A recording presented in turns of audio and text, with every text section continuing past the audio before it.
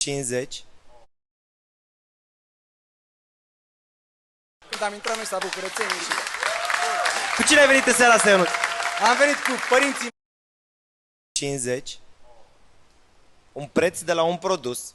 De aici, agenda de electronică, aspiratorul, stația de călcat sau grătarul pe gaz.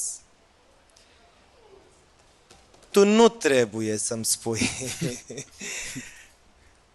produsul care costă 850 de lei.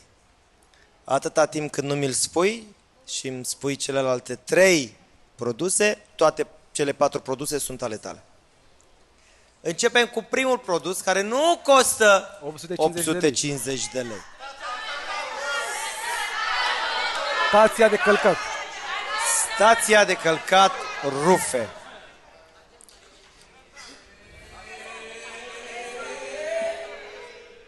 $1650. Păi nu cunoaștem noi. E Nu bine. cunoaștem noi prețurile. Până acum e bine. Ne călcăm și noi. Călcăm. Să vezi ce calcă, ferească Dumnezeu. 8 bani presiune. Ce nu costă? Nu costă 850. Este Agenda. agenda electronică. Yeah! 450. Acu, grătarul sau aspiratorul multifuncțional.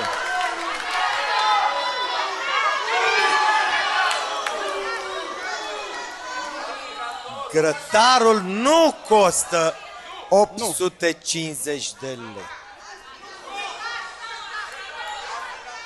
Bă, chiar te pricep să știi, auzi? Păi nu mă pricep eu. 499 și vedem acum 850. Toate produsele sunt ale tale. Bravo, Ionut! De acasă. Aspiratorul costă 850 de lei, deci ai fost precis de la început până la sfârșit. Hai să vedem ce faci în finală. Dacă ești norocos la roată, vii în final. Aplauze pentru Ionuț. Ne mergem mai departe cu următorul concurent.